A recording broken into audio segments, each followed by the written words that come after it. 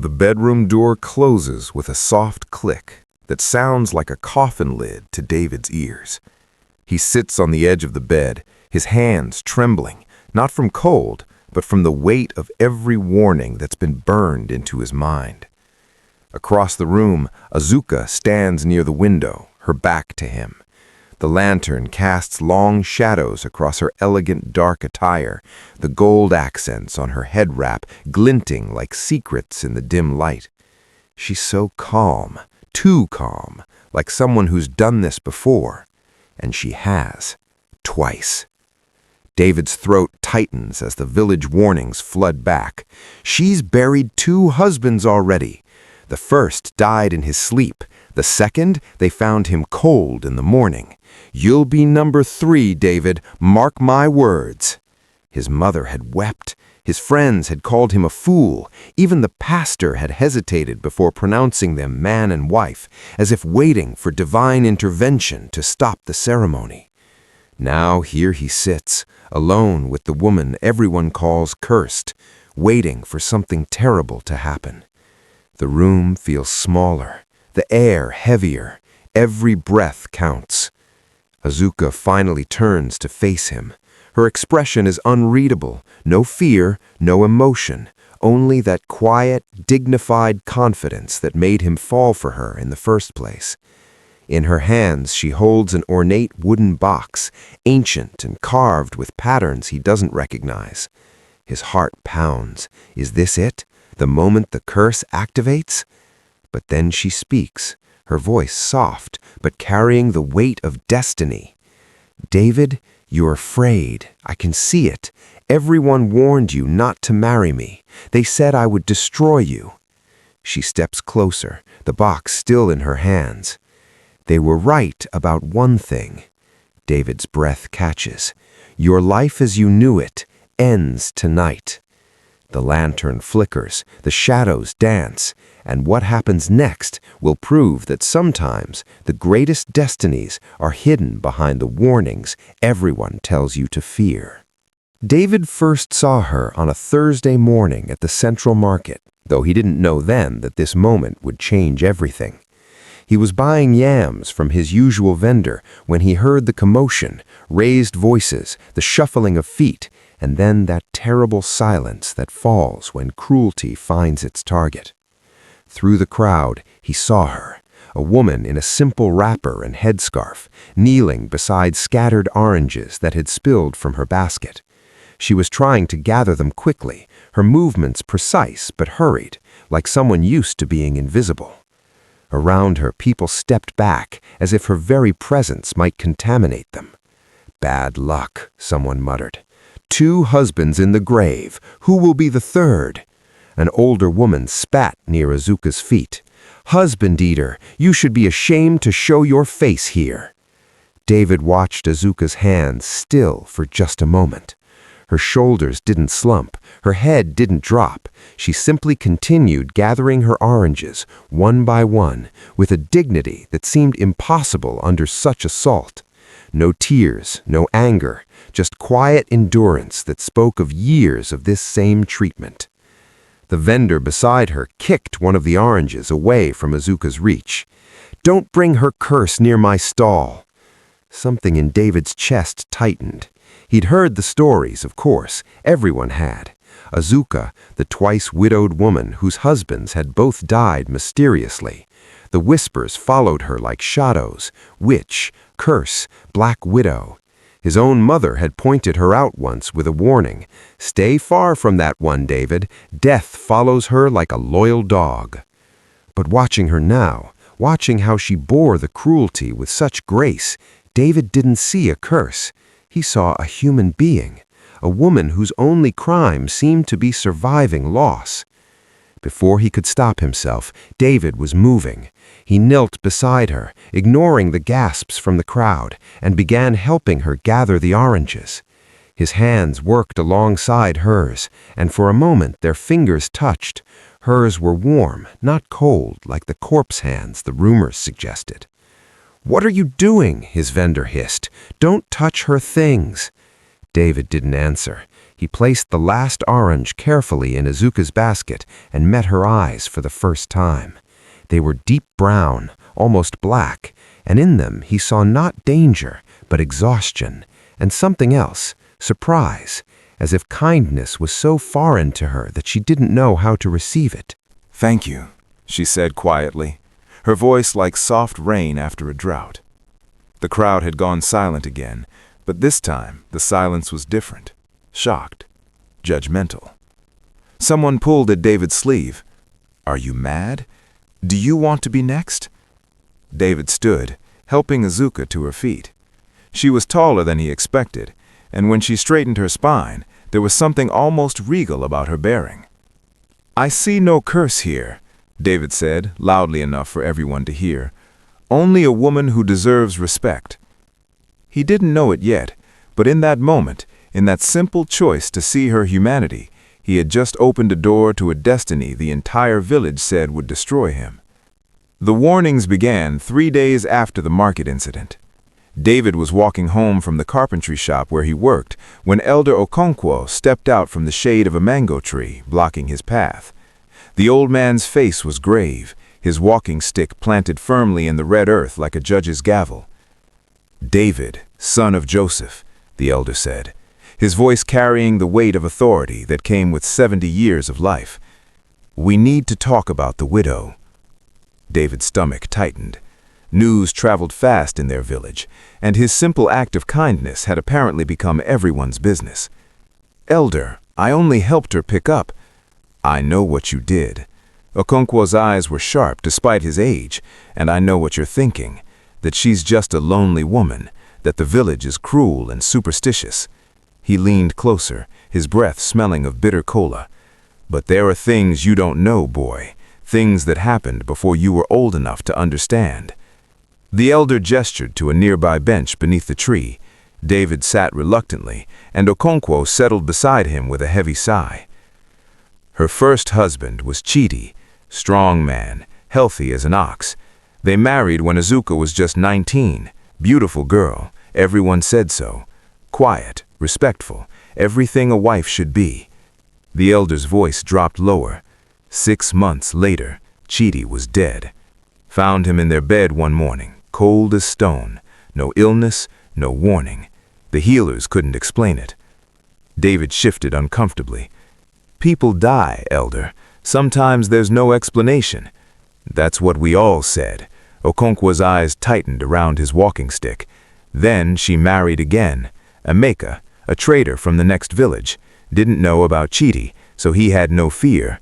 Good man, ambitious, had plans to expand his business." The elder paused, letting the silence build. 8 months, that's all he lasted. Same thing, went to sleep beside her, never woke up. No fever, no struggle, nothing, just gone. A chill crept down David's spine despite the afternoon heat. The elder continued, his voice taking on the rhythmic quality of a storyteller who had told this tale many times. Both men were buried with questions hanging over them. Both families came to take back everything, dowry, gifts, even tried to claim the land. They called her a witch, said she fed on her husband's life force, said she was marked by dark spirits. Okonkwo turned to face David directly. 2 husbands, David. 2 strong, healthy men. What are the odds? David wanted to argue, to defend the dignity he'd seen in Izuka's eyes at the market, but the elder's words had painted a picture that was hard to ignore. 2 deaths, no explanations, and now people whispered about a third. "I've seen how you look at her," Okonkwo said quietly, "like you want to save her from loneliness. But ask yourself this, who will save you from her? Your mother has already lost your father. Would you make her bury her son too?" The old man stood slowly, leaving David sitting in the shade with doubts blooming like poison flowers in his mind. The wedding day arrived under gray skies that seemed to mirror the mood of everyone except the bride and groom. David stood at the small church altar in his best shirt, watching Izuka walk down the aisle alone, no father to give her away, no relatives filling the pews with joy, just empty spaces and whispered prayers. David's mother sat in the front row, her face a mask of resigned grief, as if she were attending a funeral rather than a wedding. She hadn't spoken to David in 2 weeks, not since he'd announced his intention to marry Azuka despite every warning, every plea, every threat. When he'd asked for her blessing, she had simply turned away and wept. The guests who had come, and there were pitifully few, sat scattered throughout the church like survivors of a disaster, maintaining careful distance from one another. David's uncle had come out of obligation, sitting stone-faced in the 3rd row. A handful of David's friends occupied the back pews, their presence feeling more like witnesses to a tragedy than celebrants of love. Even Pastor Adebayo seemed uneasy. His hands trembled slightly as he held the Bible, and he rushed through the vows as if trying to finish before divine intervention could strike. When he reached the part about speaking now or forever holding peace, the silence stretched so long and heavy that David wondered if someone might actually object. But it was Azuka herself who broke the tension. She squeezed David's hand gently, and when he looked at her, she was smiling. Not a nervous smile or a defiant one, but something genuine and warm that reached her eyes. In that moment, surrounded by doubt and fear, she looked at him like he was the only person in the room that mattered. And David smiled back, because despite everything, the warnings, the stories, the isolated pews, he felt something they couldn't see. Standing beside Azuka didn't feel like walking towards doom. It felt like coming home. "I now pronounce you husband and wife," Pastor Adebayo said quickly, almost relieved to have reached the end. He didn't add the traditional blessing for long life and many children. He simply closed his Bible and stepped back. The reception was held in David's small compound, where the mood remained funeral-like. Women served food with pitying glances. Men stood in tight clusters, speaking in low voices and shaking their heads. David's mother sat apart from everyone, staring at nothing, occasionally wiping tears she couldn't hide. Someone had brought a radio, but no one danced. The jollof rice grew cold on plates barely touched. When David's friend, Tunde, raised a cup for a toast, his voice cracked with emotion that sounded more like mourning than celebration. "To David," Tunde said uncertainly, "and to whatever comes next." The guests drank in silence. Some didn't drink at all. Only David and Azuka sat close together, her hand resting in his, their shoulders touching. While everyone around them wore faces of doom, they shared quiet words and soft laughter, like two people who knew a secret the world couldn't understand. As the sun began to set and guests started leaving earlier than custom dictated, David's mother approached. She embraced him tightly, holding on as if she might never see him again. "I love you, my son," she whispered, her voice breaking. Then she looked at Azuka with eyes full of ancient fear. "Take care of him, please." She left without waiting for an answer, and David watched her go, feeling the weight of what everyone believed awaited him. Tonight would be his first night as Azuka's husband, and if the whispers were true, it might be his last night alive. The bedroom felt smaller than David remembered. Perhaps it was the weight of the silence, or the way the single lantern cast shadows that seemed to breathe and shift along the walls. David stood near the doorway, his hand still on the latch, while Azuka moved deeper into the room with measured steps. She began lighting additional candles, small clay dishes with wicks floating in palm oil, placing them carefully on the windowsill, the wooden chest, the small table beside the bed. Each new flame added light, but somehow made the shadows darker, deeper, more alive. David watched her movements, graceful and deliberate, and tried to quiet the thundering of his heart. When the last candle was lit, Azuka turned to face him. The flickering light caught the gold threads in her wrapper, making them gleam like buried treasure. Her head wrap was still perfectly arranged, her posture straight and dignified. She looked like a queen in a humble kingdom, and David felt suddenly painfully aware of his own ordinariness. He gestured toward the bed. "Please sit." David's legs moved before his mind could protest. He sat on the edge of the mattress, his hands gripping his knees to stop them from shaking. The ringman on his finger felt foreign, too tight, like a shackle he'd willingly placed on himself. Azuka remained standing, her hands folded in front of her, watching him with those impossibly calm eyes. Minutes passed, or maybe just seconds that felt like hours. The candle sputtered. Somewhere outside a night bird called, a sound that felt like a warning. David's mind raced with the stories. Chidi, strong as an ox, found cold in the morning. Emeka, the ambitious trader, gone without explanation. Both men had sat where David sat now. Both had faced this same calm, beautiful woman on their wedding nights. Both had never seen another dawn. His throat was dry. He tried to speak but couldn't find words. How did you say to someone who might be your death? How did you ask if the curse was real? Azuka tilted her head slightly, studying him the way one might study a puzzle. "You're afraid," she said softly. It wasn't a question. David wanted to deny it, to be brave, to be the man who defended her at the market, but honesty seemed important now, in this moment that might be his last. "Yes," he whispered.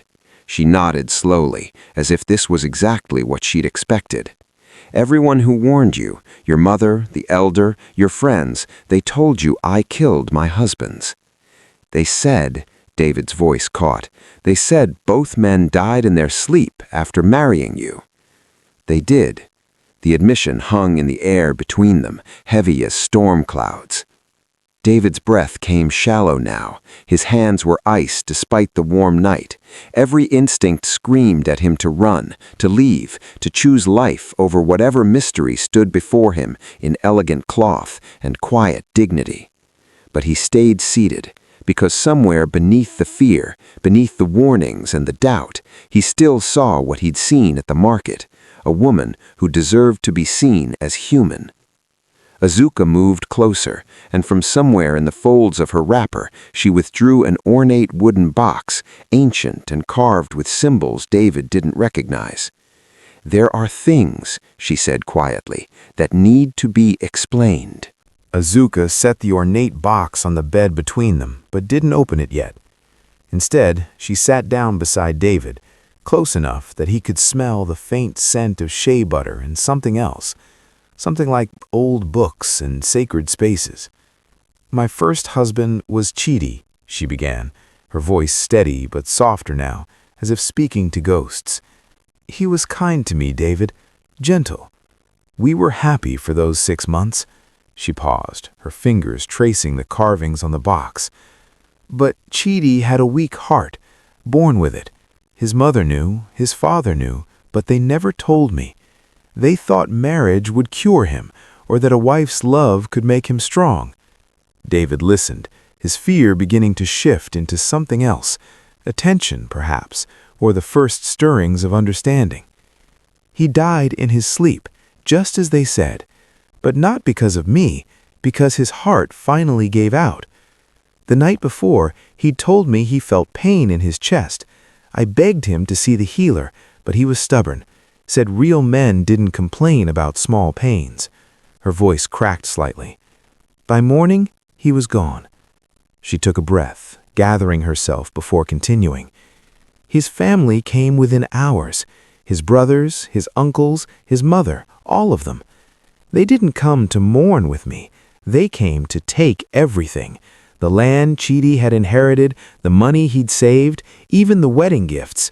They said I had no right to any of it because," she smiled bitterly, "because I was the curse that killed him.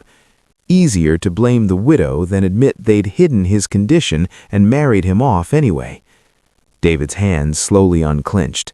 The story was different from what Elder Okonkwo had told. Same facts, different truth. "I was 19 and alone," Azuka continued, "so I married again. Emeka. He was good to me, too, in his way, ambitious, always planning, always working." Her eyes grew distant. "But Emeka drank.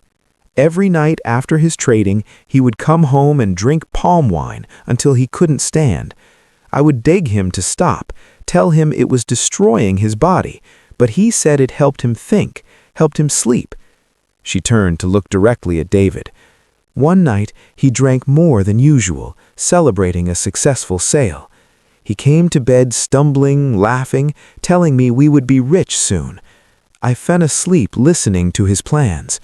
Her voice dropped to barely a whisper. When I woke, he wasn't breathing.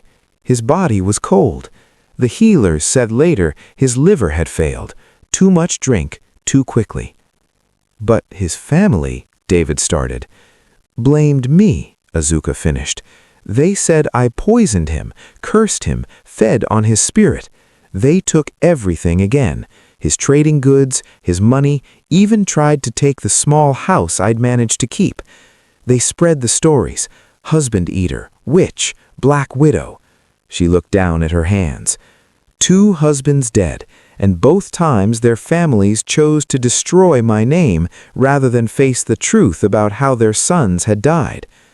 The room fell silent, except for the gentle crackling of the candles. David felt something breaking inside him. Not fear this time, but anger. Anger at the injustice, at the cruelty, at a village that had chosen convenient lies over inconvenient truth. "Why didn't you tell anyone?" he asked. Azuka smiled sadly.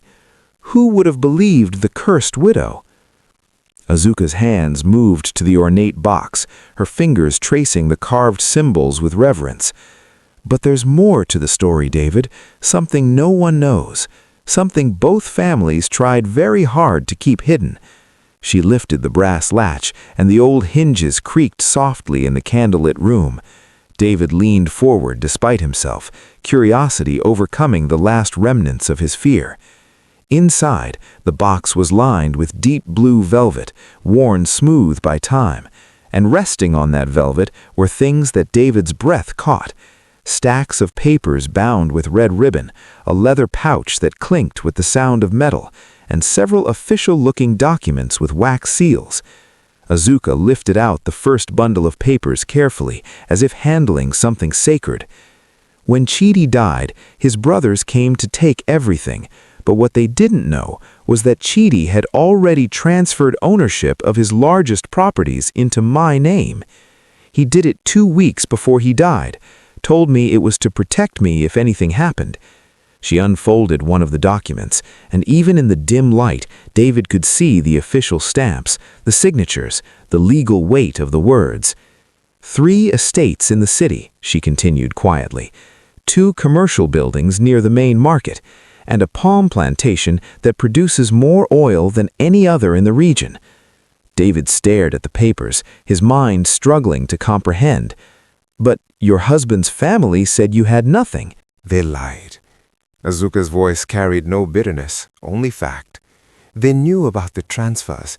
That's why they spread the curse story so viciously, to make sure I was too afraid and too shamed to ever claim what was legally mine. As long as everyone believed I was cursed, I would stay silent and invisible, and they could continue managing those properties, taking the profits. She set down Chidi's documents and lifted out another bundle.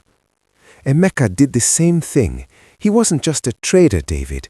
He was one of the wealthiest merchants in 3 villages. Import and export, shipping contracts, warehouse facilities. Her fingers traced the papers lovingly. The night before he died, he made me promise something. He said, "Azuka, if anything happens to me, don't let my brother steal your future." He'd already put everything in both our names. The leather pouch came next.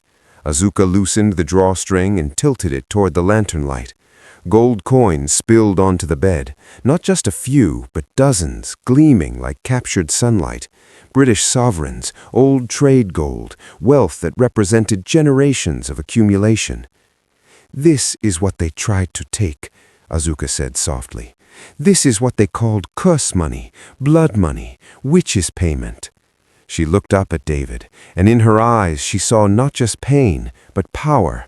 The power of a woman who had survived lies and loss and had emerged with her dignity and her fortune intact. "I'm not cursed, David. I'm not a killer.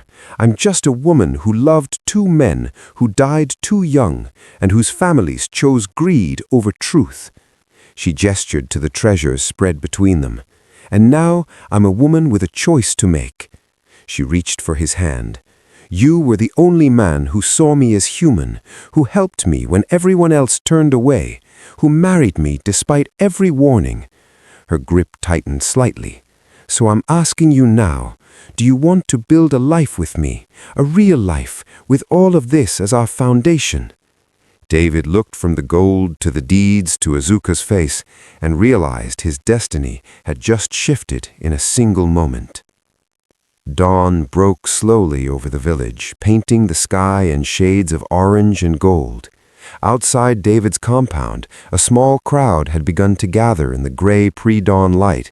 They came quietly, drawn by morbid curiosity and the grim certainty that history would repeat itself. David's mother stood at the front, her wrapper clutched tightly around her shoulders, her face carved with a mother's worst fear. She'd been there since before first night, unable to sleep, unable to stay away. Beside her, Elder Okonkwo leaned on his walking stick, his expression grave but unsurprised, as if he'd seen this tragedy coming from miles away. Tunde was there too, along with several of David's friends, their faces drawn with guilt and grief. They'd attended the wedding yesterday, they'd watched him go to his marriage bed, and now they waited to see if they'd have to carry his body out. "Someone should check," a woman whispered. "Give it time. The sun isn't fully up yet." David's mother took a step toward the door, then stopped, her hand covering her mouth. She couldn't bear to discover what she feared most. The crowd grew as word spread. Market women on their way to set up stalls paused to watch. Children were hushed and pulled back. Even the pastor arrived, his Bible clutched in his hands, ready to offer prayers or last rites, whichever was needed. The whispers rose like morning mist. 3 now. She's claimed 3. That poor boy. His mother warned him. Should have listened to the elders. Then the door opened. The crowd fell silent, breaths held, eyes fixed on the entrance. David's mother's knees buckled slightly, and Elder Okonkwo gripped her arm to steady her. David stepped out into the morning light. But he wasn't the David they expected. No corpse carried by weeping relatives, no tragedy to confirm their prophecies. He stood in the doorway, tall and alive, dressed in a crisp new outfit none of them had seen before. The fabric was expensive, the kind worn by merchants and landowners. Around his neck hung a thick gold chain that caught the rising sun and blazed like fire. His face had changed too. Gone was the uncertain carpenter who'd helped a widow gather oranges. In his place stood a man with his shoulders back and his head high, confidence radiating like heat from forge iron. His eyes swept over the gathered crowd, and several people took involuntary steps backward. "Good morning," David said, his voice clear and strong. No trembling, no fear, just calm authority. His mother gasped, her hand flying to her chest. "David? You're alive?" "Of course I'm alive, Mama," he smiled then, a smile that held secrets the crowd couldn't fathom. "Why wouldn't I be?" Behind him, Azuka appeared in the doorway, dressed in elegant wrapper and blouse, her head wrap arranged perfectly. She placed her hand on David's shoulder, a gesture of partnership, not possession. Together they looked like something the village had never seen, wealthy, powerful, untouchable. Elder Okonkwo's walking stick slipped from his fingers and clattered to the ground. "But how?" someone stammered. David's smile widened. "My wife and I have much to discuss with this village, but first, I believe some people owe her an apology." He looked directly at the elder, starting with those who spread lies about a woman they never tried to understand. The morning sun rose higher, and its light fell on David like a coronation. Within 3 weeks, the village learned that David's survival was not the only shock they would have to absorb. The second shock came when Chief Nwosu's farmland, the largest plot in the village, suddenly changed hands. Chief Nwosu had been one of the loudest voices warning David away from Azuka. He'd stood outside the church on the wedding day, shaking his head and muttering prophecies of doom. He'd been the one to tell David's mother that she should prepare burial clothes instead of wedding clothes. Now he stood in the village square, his face ashen, holding papers he could barely believe were real. "Sold," he kept saying, staring at the documents. "My land is sold." The gathering crowd murmured in confusion. Everyone knew Chief Nwosu had been struggling with debt for years, but no one expected him to actually lose the land his grandfather had cleared with his own hands. "Who bought it?" someone asked. Nwosu's hand trembled as he pointed across the square. David stood there in another fine outfit, Azuka beside him, both of them watching the scene with calm dignity. "He did," Nwosu whispered. "The carpenter bought my land." But David wasn't finished. Over the following month, the pattern repeated surgically precise. Elder Okonkwo's palm plantation, the one he'd been desperately trying to save from creditors, purchased. The market stalls owned by the women who had spat near Azuka's feet, purchased. Even Tunde's father's trading post, which had been failing for years, purchased. David didn't gloat, he didn't mock, he simply appeared at each transaction with cash in hand and legal papers prepared by the city's best lawyers. The sales were legitimate, the prices fair, which somehow made it worse for those who had prophesied his death. The village watched in stunned silence as the man they had pitied became the man they owed. Properties that had been in families for generations now belonged to the couple everyone had called cursed. One afternoon, David called a meeting in the village square. The same people who had gathered to witness his expected death now gathered to hear what he had to say.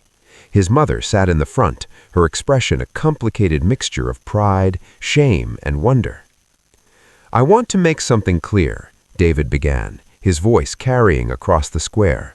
"When I bought your lands, your businesses, your properties, it wasn't revenge."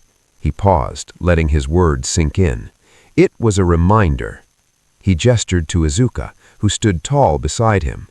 "You called this woman cursed. You said she was a husband-eater, a witch, death itself.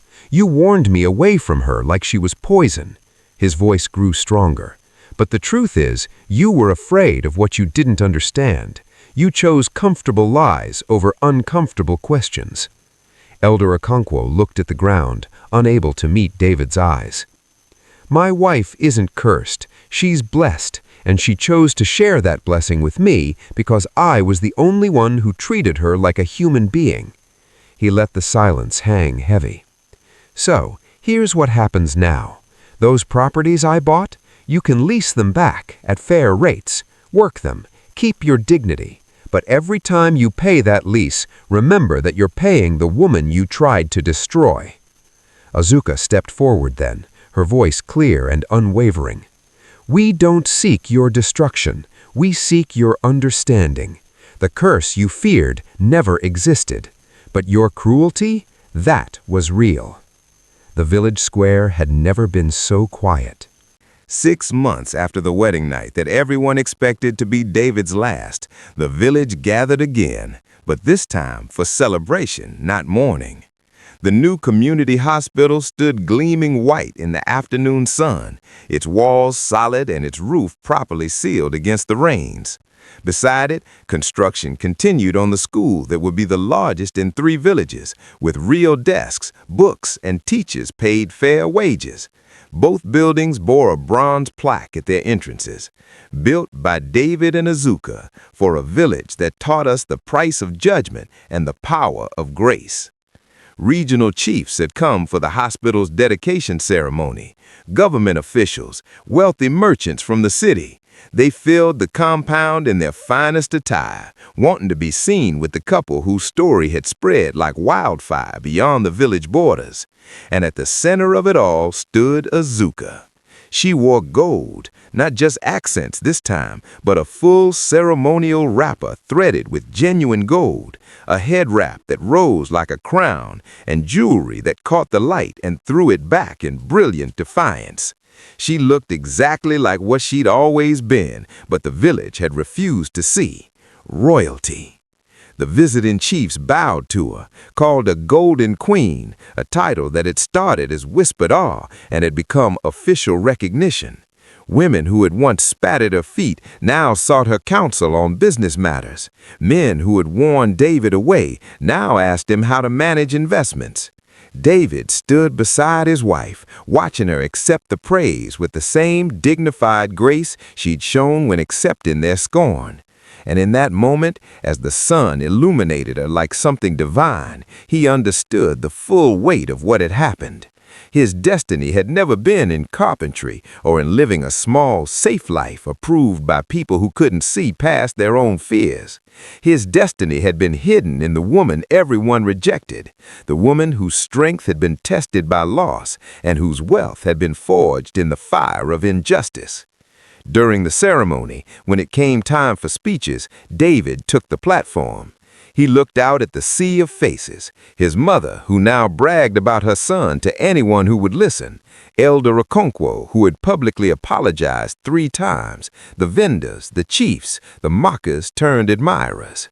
"When I met my wife," David said, his voice strong, "I had nothing but kindness to offer her. No wealth, no status, no protection from your judgment." He reached for Azuka's hand and drew her close. But she saw something in that kindness. She saw a man who could be trusted with power because he'd proven he could be kind without it. Azuka smiled up at him, and he continued, "You all thought I was walking toward death when I married her. You were right. I did die that night." The crowd stirred uncomfortably.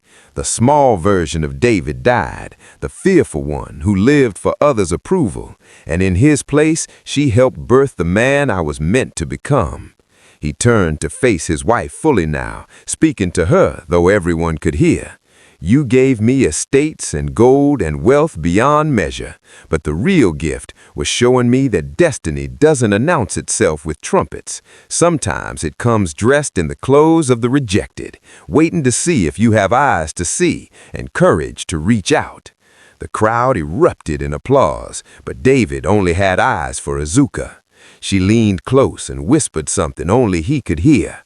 "You were always a king, David. You just needed a queen to help you remember."